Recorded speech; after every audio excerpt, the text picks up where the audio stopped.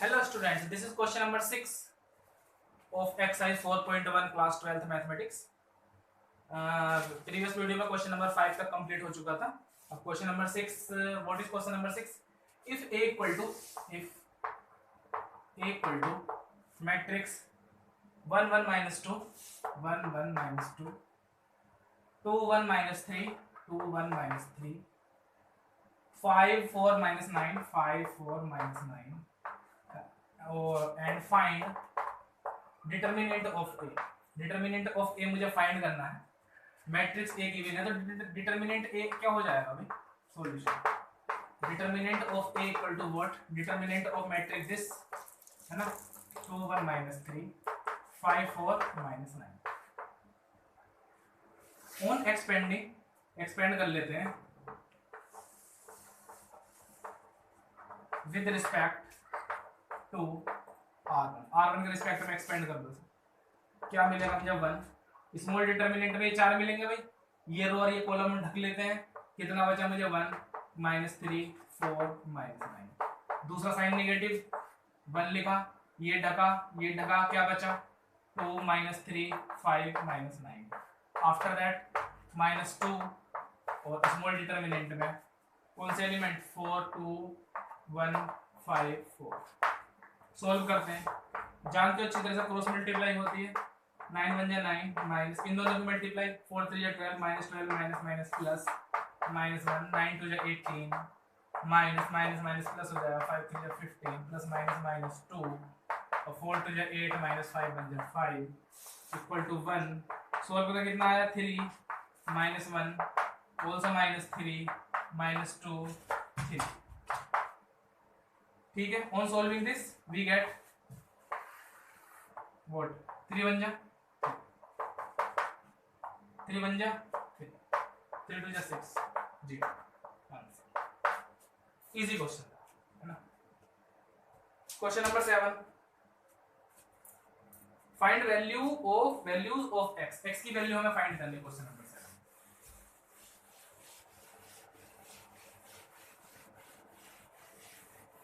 NCERT exercise है भाई. ये एनसीईआरटी टेक्स्ट बुक.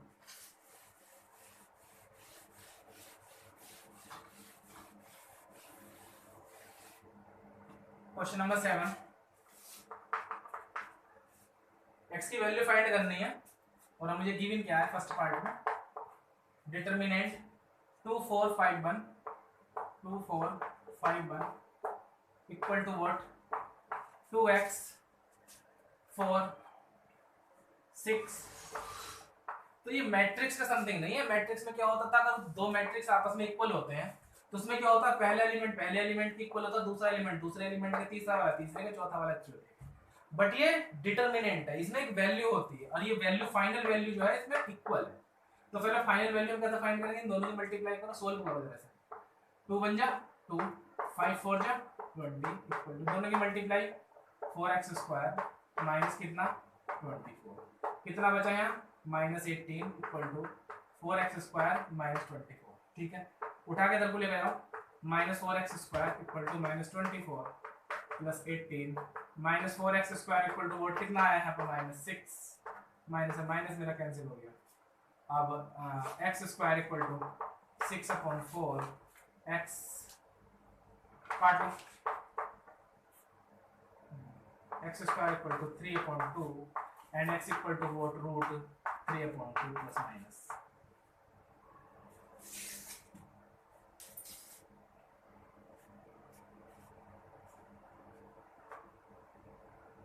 हाँ, ये तो 2x² आया है. वही तो.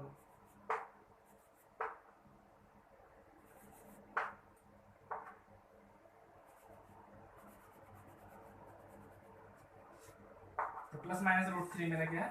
आंसर. तो इसका सेकंड पार्ट क्या है?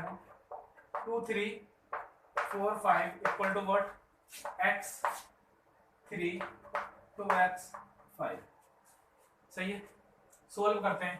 5 2 जा 10 4 3 जा 12. इन दोनों की मल्टीप्लाई 5x, इन दोनों की मल्टीप्लाई 6x. माइनस करो -2 माइनस करो -x minus minus cancel x equal to 2 answer. Question number 8 भी सेम है, तुम कर सकते हो आराम से। और उसके बाद में मेरे पास, चलो मैं सोल्व भी कर देता हूँ, न्यू एक्सरसाइज जो है कल से स्टार्ट करेंगे।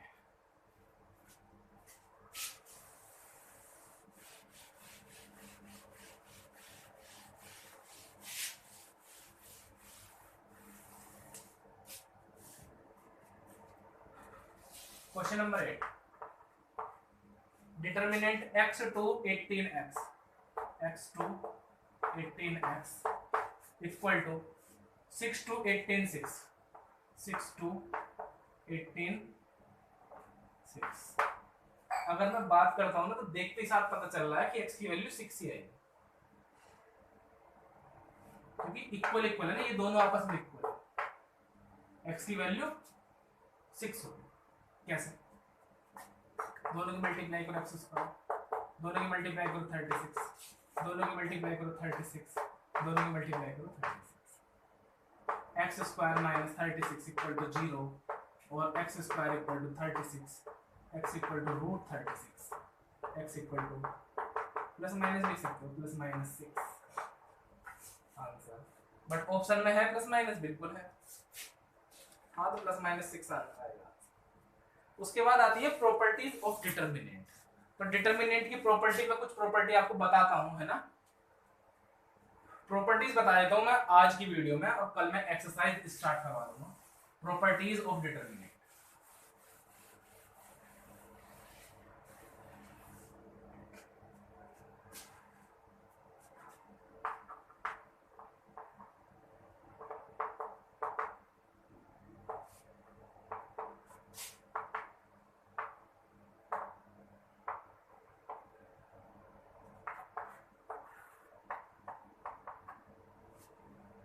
पहली property,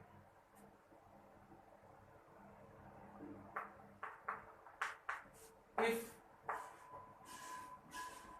B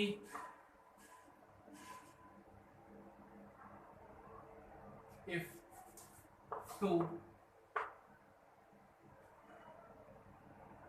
rows or columns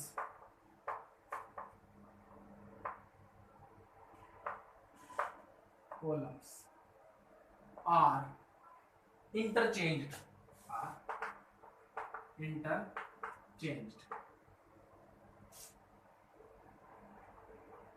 of a determinant, then the sign of determinant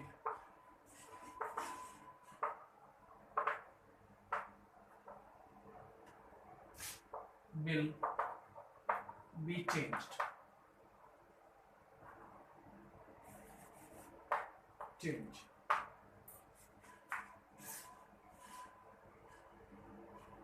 अगर किसी डिटर्मिनेंट की दो रो और दो कॉलम को आपस में इंटरचेंज करा जाता है, यानी कि बदला जाता है, तो डिटर्मिनेंट का साइन क्या हो जाता है, वो चेंज हो जाता है। एग्जांपल के तौर पर जैसे डिटर्मिनेंट रहेगा A B C E F G H I G, ये मेरा डिटर्मिनेंट।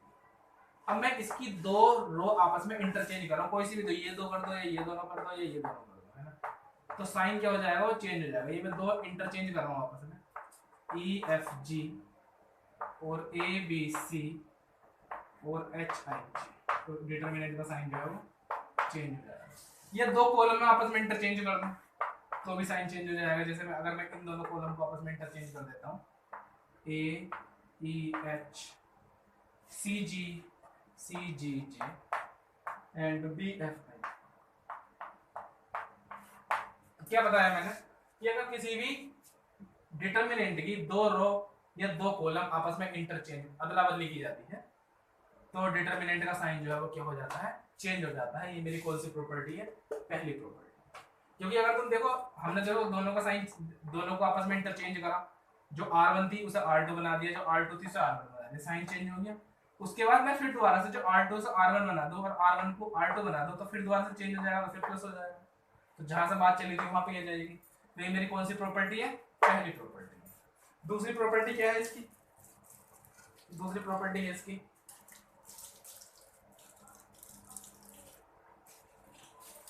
ये प्रॉपर्टी नोट कर लेनी है बिल्कुल, क्योंकि इन प्रॉपर्टीज का यूज होगा एक्सरसाइज 4.2 में, जिसमें से पक्का क्वेश्चन फंसता है बोर्ड एग्जाम में।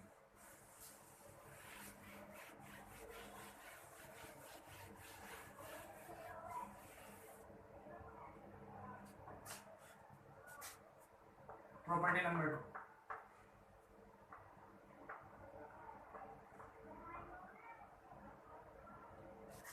If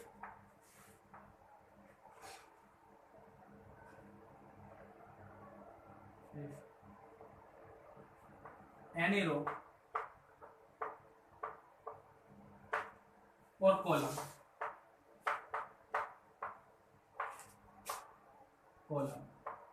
is multiplied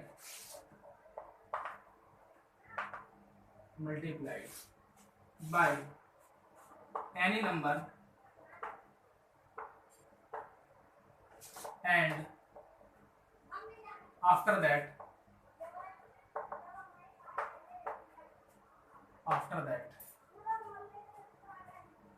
it is added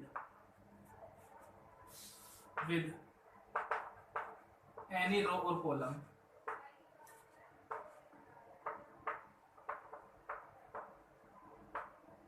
then the value of determinant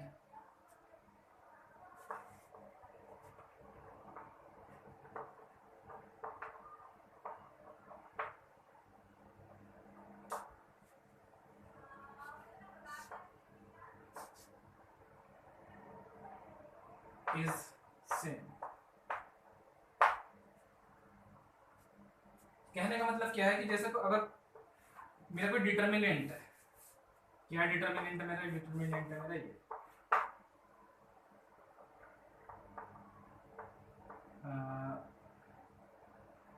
A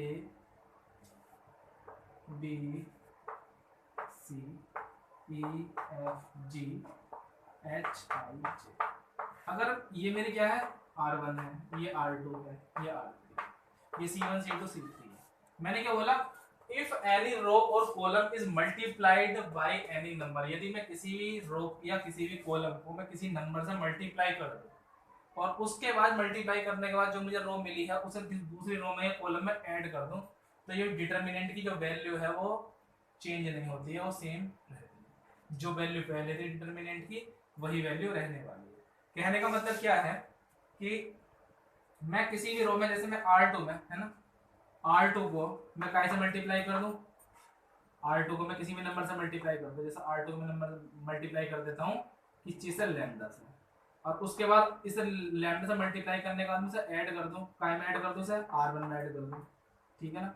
R1 में ऐड कर दो तो मेरी डिटर्मिनेंट की वैल्यू सेम रहने वाली है, यानी कि equal to A plus lambda E, B plus lambda F, C plus lambda G and E F G H I G. यहाँ पर मैंने क्या काम किया है? यहाँ पर मैंने R1 रिप्लेस किया, R1 रिप्लेस किया। कैसे रिप्लेस किया? R1 is replaced by R1 plus lambda. R1 में मतलब R2 में लैम्डा की गुणा कर, लैम्डा की मल्टीप्लाई करके मैंने काय में ऐड कर दिया, R1 में ऐड कर दिया, ठीक है। अगर हम डिटर्मिनेंट में कोई भी दो रो या कोई भी दो कॉलम आपस में ऐड करते हैं, सब्ट्रैक्ट करते हैं, तो भी डिटर्मिनेंट की वैल्यू सेम रहती है। कैसे? अगर जैसे ये है, ये मेरी डिटर्मिनेंट है, अगर मैं इन दोनों को ऐड कर दूं आपस में, है ना, ऐसा इस टाइप से ऐड कर देता हूँ, a plus B, e plus F, h plus I, और बाकी ये दो मेरे कॉलम सेम रहते हैं, तो डिटर्मिनेंट की वैल्यू जो है वो नॉट चेंज, यानी कि चेंज नहीं रहती है, सेम वैल्यू रहती है। तो ये दो प्रॉपर्टी आपको क्लियर हो गई होंगी, और ऐड और सब्ट्रैक्ट वाली जो प्रॉपर्टी डिटर्मिनेंट की वो मैं कल एक्सप्लेन करूंगा, ठीक है।